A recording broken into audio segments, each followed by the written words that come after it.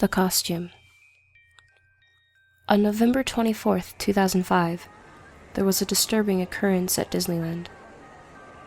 It was an average day at the wonder-filled amusement park. Families were scattered throughout the park. The excited squeals of children rang out over the crowds, and the Disney mascots wandered around and posed for pictures. Suddenly, the magic was shattered as a frantic call ran out over the crowd. "James? Where are you? James? James!" A mother was running around Main Street, calling out her son's name. Other mothers pulled their children closer to them as the woman ran around, her voice quickly growing from panic to horrible desperation. Tears began to roll down her face. Park security showed up and looked around. An announcement was made over the intercom to look for James, with a description of what he was wearing. The boy wasn't found, and no one volunteered any information. It was only a few hours later that something else happened. "Ronnie? Ronnie? Where's Ronnie?" The same horrible scenario all over again.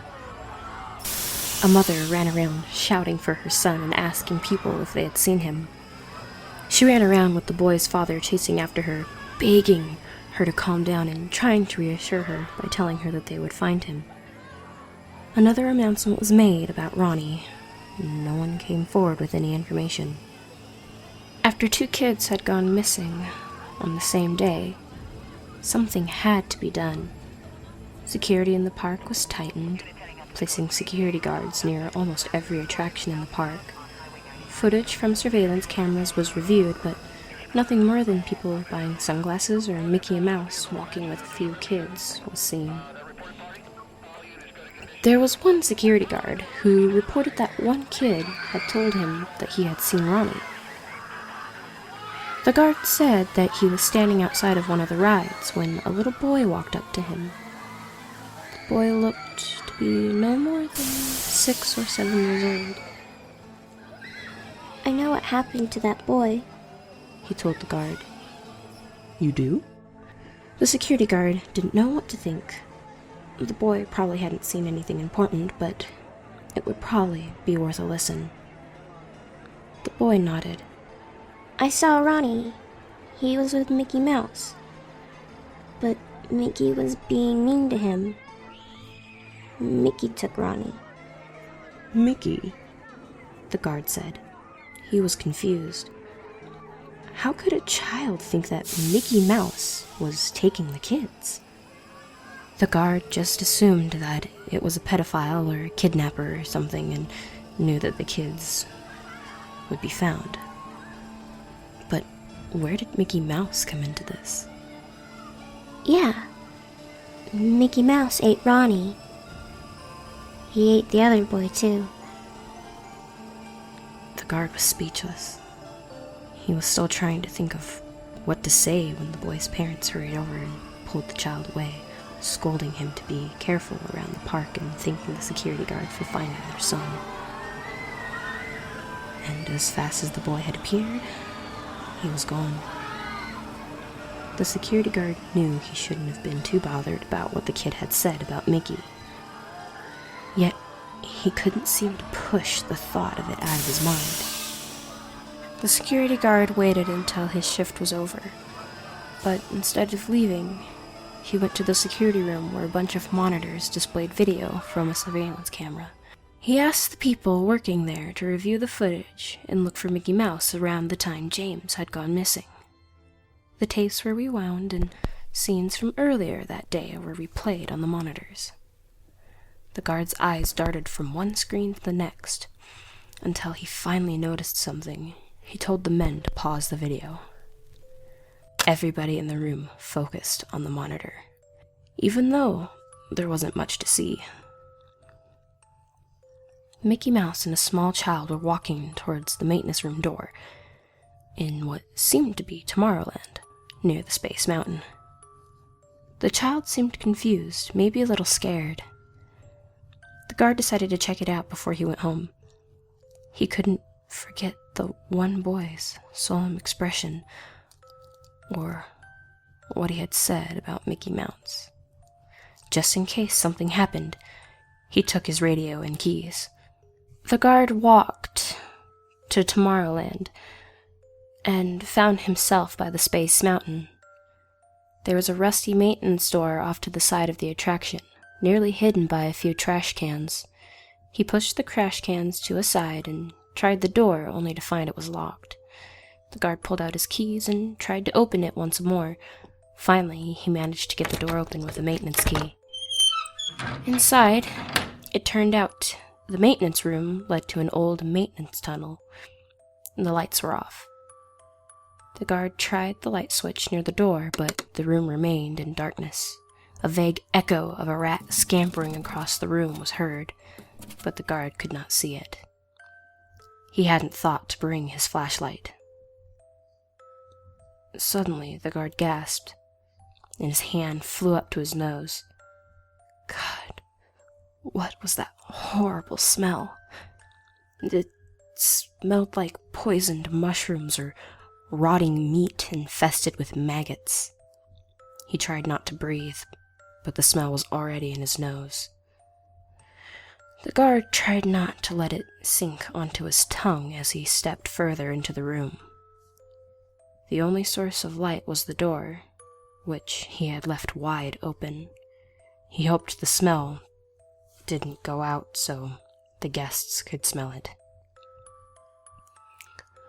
The guard assumed the maintenance tunnel went under Space Mountain, but in front of him was dark, inky blackness. He squinted and had to hope for his eyes to adjust to the dark. For now, he could only make vague silhouettes and shapes. He began to walk into the tunnel, visibility decreasing with every footstep. His footsteps echoed off the walls and seemed to pound on the concrete floor. The guard suddenly stopped walking, a few feet away from a brick wall. He assumed he had just come to a turn. He looked left and saw nothing. He looked right and saw a small, flickering light. He decided to go towards the light and kept his hand on the wall so he wouldn't get lost. The smell seemed to grow worse, and after a short walk, he reached the light, which was actually coming from a small crack underneath a metal door. The door was rusted and bent, and the guard knew it wouldn't take much to rip it off its hinges. The guard found the doorknob and gently opened it. The door squeaked as it came to open. The smell seemed to explode out of the room, eager to get out. The guard tried not to violently puke at the terrible aroma and looked inside the brightly lit room. His eyes needed a moment to adjust to the sudden light, and when they finally did, the guard gasped in horror. Children littered the room. Almost all the ones that had gone missing in the park over the years. He recognized James and Johnny lying on the ground with the other ones. No, they weren't just lying on the ground. The guard realized that the children were dead. He gasped again and took a step back. Some of the children had arms and legs missing. Each one had their eyes removed, leaving bloody holes in their faces instead. Thick slices over some of the bodies, as though something with claws had gotten to them. Something in the room moved. The guard tore his eyes away from the children on the floor, and he saw the most unreal thing staring at him. A giant Mickey Mouse stood in the room, observing the guard with wide eyes. Something was inside a Mickey Mouse costume, and everything came together in the guard's mind. It would be easy for Mickey Mouse to lure kids away and not draw any attention. But now, that same Mickey Mouse was staring at him. They had a silent staring contest for a few quiet moments, but then the costume's arm came up to point at the guard and a thick screech came from inside the mascot's mouth. The mouse moved towards the guard, the security guard turning and running for his life. The heavy footsteps of the costume behind him alerted him of the fact that the Mickey Mouse was chasing him down the long, dark tunnel. The guard ran faster than he could have ever run before, just knowing that death was directly behind him, close enough to stab him with a claw, close enough to wrap its arm around him and drag him back into that room. And then the guard was outside. He stopped running and blinked a few times to clear his vision. The sunlight felt warm and reassuring on him. But when he looked back at the maintenance room, he knew that the sunlight had stopped the thing in the costume. And maybe that was why it wore the costume. To protect itself from the sunlight. But it would not chase the guard anymore. He had gotten away. The security guard reached back inside the room, groping for the doorknob so he could slam the door shut and make sure the thing didn't get out. He expected to feel Mickey's hand seize him and pull him in, but nothing happened. The guard slammed the door shut and, sighing deeply, he was safe. The guard ran halfway across the park, back to the security room. He told the other security guards that he had found something in the maintenance room and told them to follow him and bring their guns, which were only used in a dire emergency. When asked to explain, he said he had found the kids, before he turned and began hurrying back towards the maintenance tunnel. A large group of guards entered the tunnel and found the kids, all scattered on the cold concrete floor. A blood-covered Mickey Mouse costume also laid on the ground in the room, right next to all of the kids, as though he was saying he's always going to be there. The security guard was the only one to look back into the dark tunnel while the others were still looking at the kids. He was the only one that saw a small pair of dark eyes in the tunnel blink once before vanishing into the darkness. Whatever it wasn't human. The guard turned back into the room and saw blood smeared all over the wall. The guards were silent, all eyes fixated on the blood. It happened to be used to spell out a simple 3-worded message on the wall.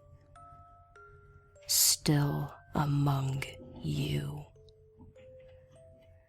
The maintenance tunnel was destroyed, the door buried behind a concrete wall. Space Mountain was closed for a few days while it was searched, and the security guard quit.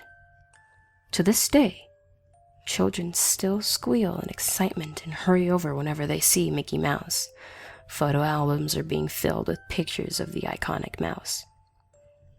And nobody ever knows for sure who's under that costume, or what's under it.